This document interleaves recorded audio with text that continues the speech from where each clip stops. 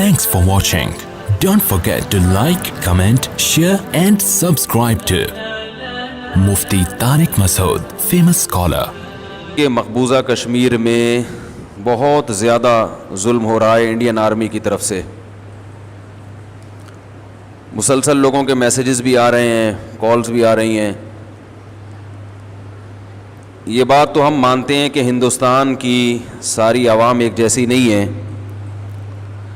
یہ ون مین شو چل رہا ہے. مودی کی حکومت ہے, اسے مسلمانوں سے کوئی ذاتی بغض ہے. تو یہ ہندوستان کی عوام کا بھی فرض ہے اور پاکستان کی عوام کا بھی فرض ہے کہ وہ مودی کے خلاف احتجاج ریکارڈ کروائیں اور کشمیری بھائیوں کے ساتھ جو وہ ظلم ہو رہا ہے اس میں ان کے دکھ درد میں شرکت کا اعلان کریں. یہاں کی عوام کی بھی ذمہ داری اور وہاں کی عوام کی تو یہاں سے بھی زیادہ ذمہ داری ہے, کیونکہ یہ ون مین شو ہے. ایک شخص کی سیاست نے پورے مسلمان دنیا کو مقابلے میں لا کے کھڑا کر دیا ہے اور ایک شخص کی سیاست پورے ہندوستان کو بدنام کر رہی ہے.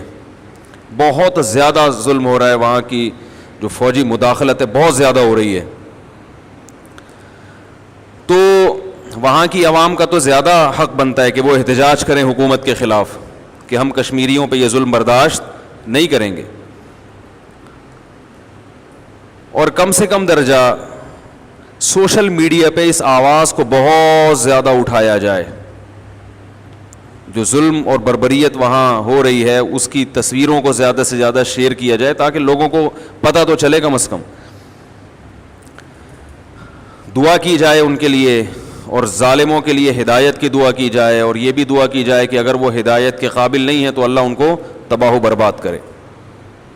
یہ جو کہا جاتا ہے کہ ہمارے نبی نے کبھی کسی کے لیے بد دعا نہیں کی, یہ 100% غلط ہے. ہمارے نبی رحمت للعالمین تھے اور جو رحمت ہوتا ہے وہ ظالم کی ہلاکت ہی کی دعا کرتا ہے. حتی الامکان تو وہ کوشش کرتا ہے کہ ظالم راہ راست پر آ جائے. اگر ظالم راہ راست پر نہیں آتا تو ظالم کی ہلاکت کی دعا کرنا عین رحمت ہے. اگر آپ اس کی ہلاکت کی دعا نہیں کریں گے تو اس کا مطلب آپ یہ تو برداشت کر رہے ہیں کہ مظلوم پٹتے رہیں اور ظالم کو کچھ بھی نہ ہو.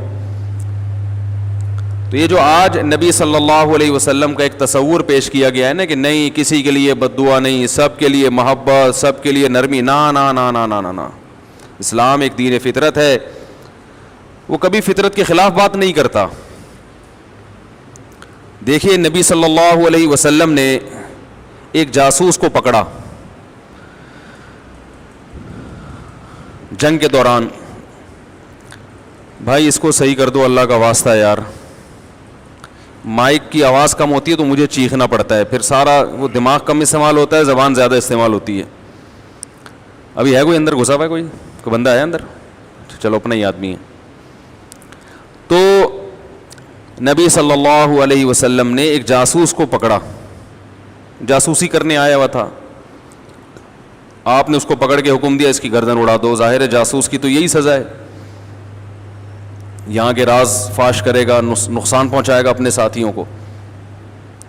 وہ بڑا گڑ گڑانے لگا, رونے لگا, مجھے معاف کر دیں, میری 6 بیٹیاں ہیں, بیٹیوں کا واسطہ دینے لگا, وہ یتیم ہو جائیں گی, کیا بنے گا ان کا. آپ صلی اللہ علیہ وسلم نے اسے چھوڑ دیا. کچھ دنوں بعد دوبارہ پکڑا گیا, وہ کمبخت دوبارہ گرفتار ہو گیا. وہی کہا, حالانکہ نبی نے تو احسان کر کے چھوڑا تھا, دوبارہ آ گیا. تو آپ صلی اللہ علیہ وسلم نے حکم دیا اڑا دو اس کی گردن. پھر رونے لگا کہ آپ تو رحمت ہیں, میری 6 بیٹیاں ہیں.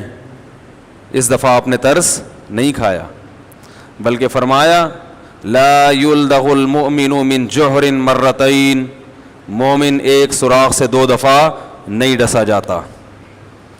سمجھ میں آ رہی ہے کچھ کہ نہیں آ رہی ہے؟ مومن ایک سوراخ سے 2 دفعہ. تبھی کہتے ہیں نہ اپنے آپ کو اتنا میٹھا بناؤ کہ ہر ایک نگل لے, نہ اتنا کڑوا بناؤ کہ لوگ تھوکنا شروع کر دیں.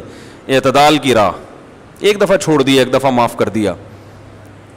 دوبارہ اگر آپ صلی اللہ علیہ وسلم اس کو معاف کرتے تو یہ اپنے ساتھیوں کے ساتھ زیادتی تھی. کس کے ساتھ زیادتی تھی؟ بولو نا بھائی، اپنے ساتھیوں کے ساتھ، کہ جو 2 دفعہ غلطی کر سکتا ہے وہ تیسری دفعہ بھی تو کر سکتا ہے. اگرچہ اس بات کا امکان ہے کہ اب اس نے سچی توبہ کر لی ہو، لیکن ہم عالم الغیب نہیں ہیں، اس کا بھی امکان ہے کہ جھوٹی توبہ کی ہو. تو معاملہ رسک کس کا ہے؟ بھائی اپنے ساتھیوں کا. ہمارے ساتھیوں کو قتل کروائے گا، ان کو نقصان پہنچائے گا. تو اب رحمت للعالمین کی رحمت اس بات کا تقاضا کرتی ہے کہ اپنے ساتھیوں پر رحم کیا جائے اور ایسے جاسوسوں کو نہ چھوڑا جائے. معاملات میں بھی ہم یہی کہ تو کشمیریوں کے ساتھ یکجہتی، وہ بھی ہمارے بھائی ہیں، اور خاص طور پہ زیادہ تر اس میں کلمہ گو ہیں، اور ظلم بھی زیادہ تر کلمہ گو مسلمانوں پر ہی ہو رہا ہے، چاہے وہ انڈیا کے ہی کیوں نہ ہو، مقبوضہ کشمیر کے ہی کیوں نہ ہو. اور انڈیا کا تو ویسے بھی کشمیر پر ناجائز دعویٰ ہے، آج تک وہ حل نہیں ہوا. تو یہ ہمارا فرض بنتا ہے کہ ہم سوشل میڈیا پہ جتنی آواز ان کے حق میں اٹھا سکتے ہیں اٹھائیں. اور مودی کے خلاف، میں مودی کا لفظ اس لیے ذکر کر رہا ہوں کہ ہندوستان کے سب لوگ مودی کے ساتھ نہیں ہیں.